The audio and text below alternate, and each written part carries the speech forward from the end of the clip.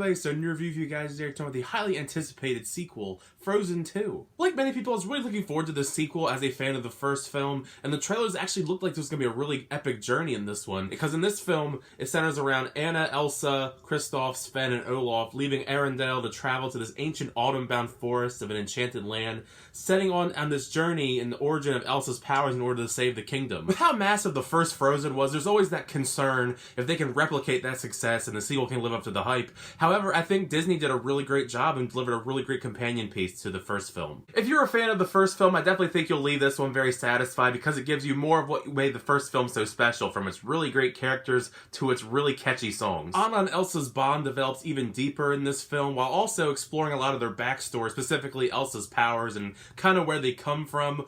Olaf gets a lot of really funny scenes. I think he actually steals a lot of the scenes that he's in. He's really funny, and even Kristoff and Sven get a couple really funny moments, and I think they up the humor as well, while also giving it a darker story, so it's kind of an interesting parallel where the story gets a little bit darker in this one, but we get more humor to contrast it. I do wish we got a little bit more of the newer characters, because based on the promotional material, you see a fair amount of them in the trailers, but they're really not used a whole lot. They're more in the background for the most part. Sterling K. Brown is actually one of the more prominent ones in the movie, but he really isn't doing too much of the actual story of the film. He kind of is just there every now and then just to speak to, and then they move on with the actual story. Which is kind of a shame, because I really love Sterling K. Brown. Disney's level of realism in their films always astounds me, and this film is no different, especially with the amazing color palette of the forest and everything that's inside of it. Elsa's powers and the water effects look basically real at this point. It's really scary how real a lot of it is.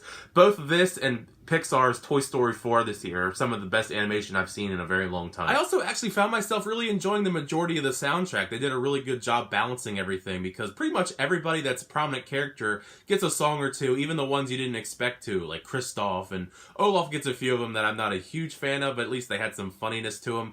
Kristoff, I think, had one of my favorite songs, actually, the Lost in the Woods song, because it's almost like an homage to the 80s power ballads, because it had like a REO Speedwagon kind of feel to it, and also the way that it was animated made it almost look like one of those cheesy 80s music videos, and I think I got the most laughs out of that just because it was the cheesiness of it and it reminded me of it. Much to the chagrin of many parents all around the world, Let It Go was such a massive success. I'm sure people are wondering if there's a song of that caliber on this soundtrack that they're probably going to hear a billion times over the next few years, and I think there are a couple contenders for that. Specifically, Show Yourself, I think, is a large contender for that category, and also Into the Unknown. I know they've used that one in the trailer a fair amount, but I think Show Yourself is going to probably pull away as the song in this soundtrack that you're going to hear the most.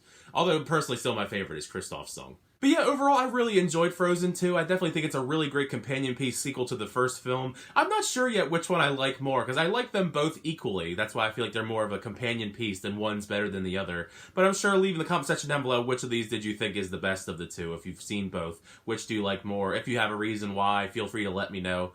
But yeah, I think it's a really great companion piece. It has a really interesting story, beautiful color palette, some really great songs. I definitely think that kids are going to enjoy it as well as adults.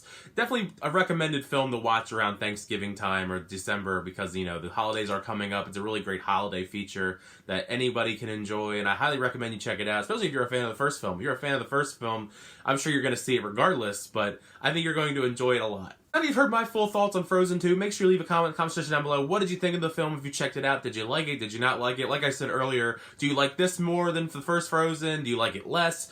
Either way, let me know in the comment section down below. Let's discussion going, because I like about all things movies here. But as always, thank you so much for checking out my videos. If you liked it, make sure you leave a like. Hit that subscribe button if you want to keep the movie reviews, show reactions, unboxings, and more. But until next time, I'll see you guys later.